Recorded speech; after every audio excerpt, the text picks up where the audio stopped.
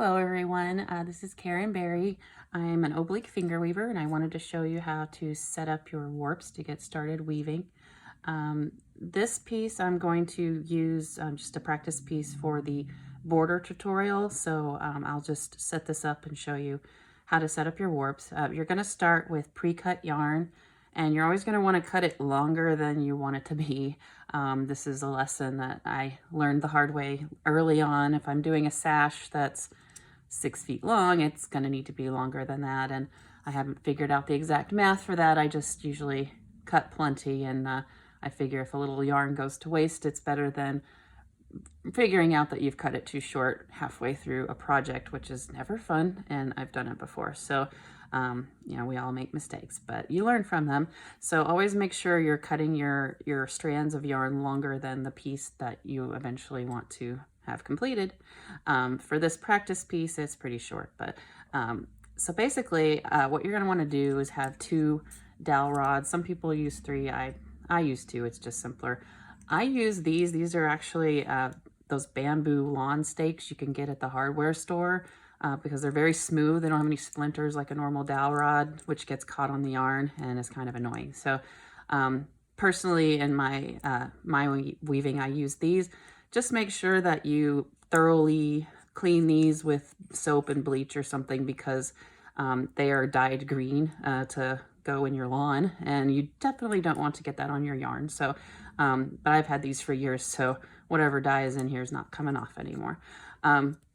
So basically, you're going to start with one of these to begin with, and you're just going to want to anchor all of your yarn all the way across. And like I said, I'm setting this one up for the border tutorial, so I'm going to have some blue on both sides and gray in the middle. And for this, I'm going to have 3 strands in my top warp and 3 on the bottom. So you always want to have an even number as you go across. But the first stick here, you're going to just get all of them anchored onto.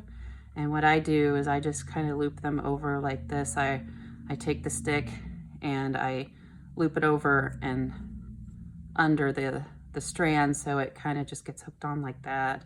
It does a little like cursive E over the stick, you can see there. So you're going to do that all the way across. And so that's my 6 strands there for the one side border. And then you're going to go over here and do your gray. And when I say border, I mean you're doing a color switch, which is the only way really in oblique weaving that you're getting the different colors of yarn. Like you've probably seen in warp face weaving, the patterns are done with the yarn colors because you actually have a thread going through the shuttle, which the reason they call this open face is because you see both warps at the same time. It makes kind of a lattice. So that's why we're not doing patterns with yarn, we're doing the patterns with beads. But the way you can work with color is by doing a nice contrasting border, and that's what I'll show you with this and in the border tutorial. But for now, we're setting that up so that I'll have a blue border on both sides. So basically, we're just going to keep going across, making our cursive E's like so, and then you're going to want to block that up. And if you're working on a sash or something, this of course is just a funky knot at the end, but when I'm working on a really long sash, I start in the middle, and you can make kind of a slip knot or something of all the rest of the yarn, and I'll show you in a later video how to turn the work around. But you're going to want to start in the middle so that you don't have a lot of detangling to do.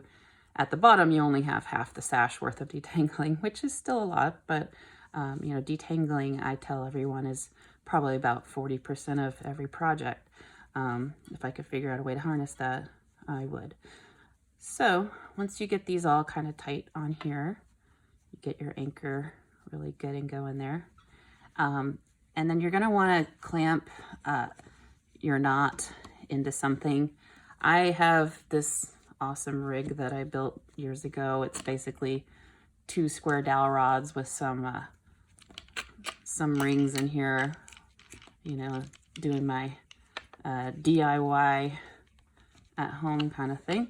And I have this basically it's strapped to a lap desk with a light. It's, you know, I found out that years ago, every weaver has their own little rig that they've set up.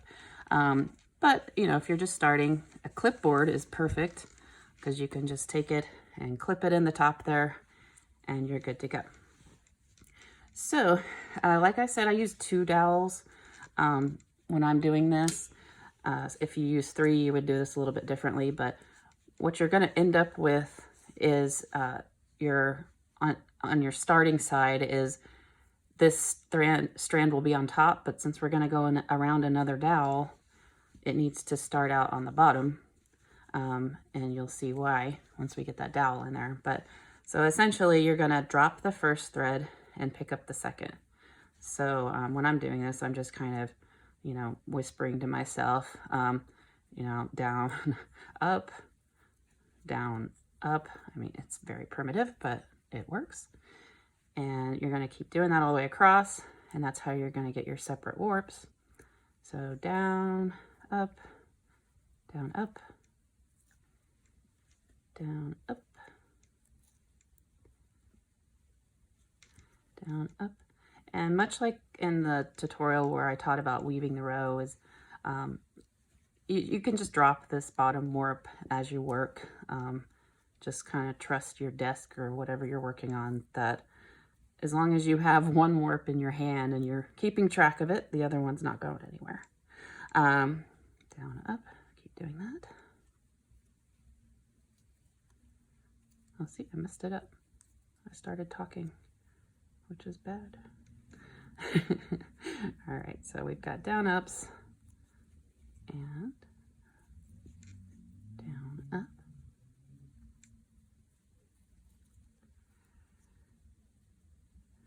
Down, up, down, up, down, up. Oh, that's just because I accidentally strung an odd number on here, so ignore that, never happened. All right, so then we're gonna go down, up, down, up, down, up. All right. So, you know, pretend that thread is not there.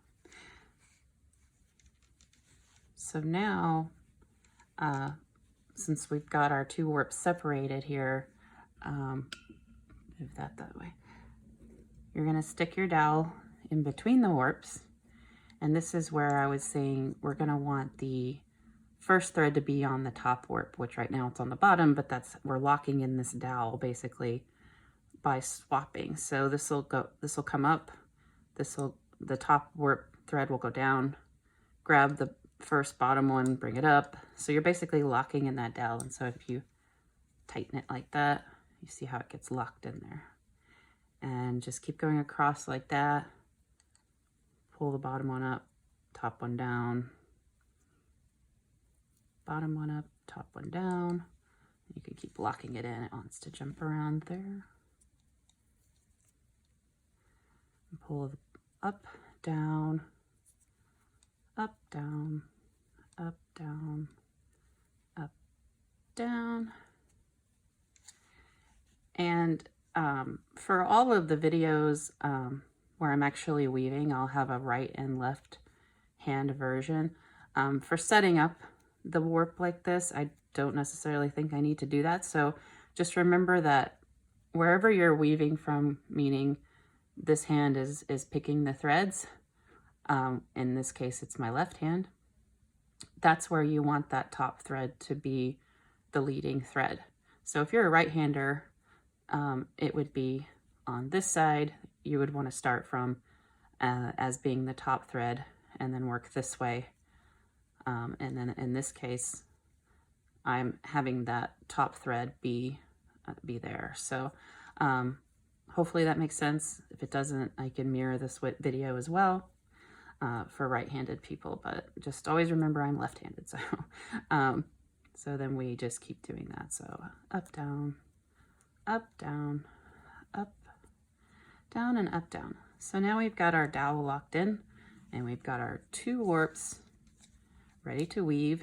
And like I said, you can see here this wouldn't be good for right-handed people because my top my leading thread is on the bottom warp. So for me, I'm holding it with this hand. I'm weaving with my left hand.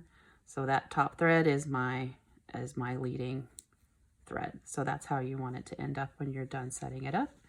And then the way I store my weaving when I'm not working is, I'll push this up a little bit so you can see. I make a slip knot like this with both warps. So that's the top warp. It is now safe to, get your hands away from. And I accidentally got a thread in there. Okay, so that's my top warp. And then my bottom warp, you straighten it out a little bit and then do a slip knot there as well.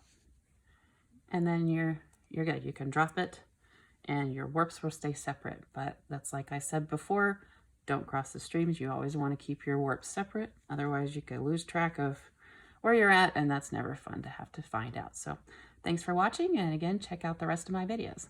Thank you.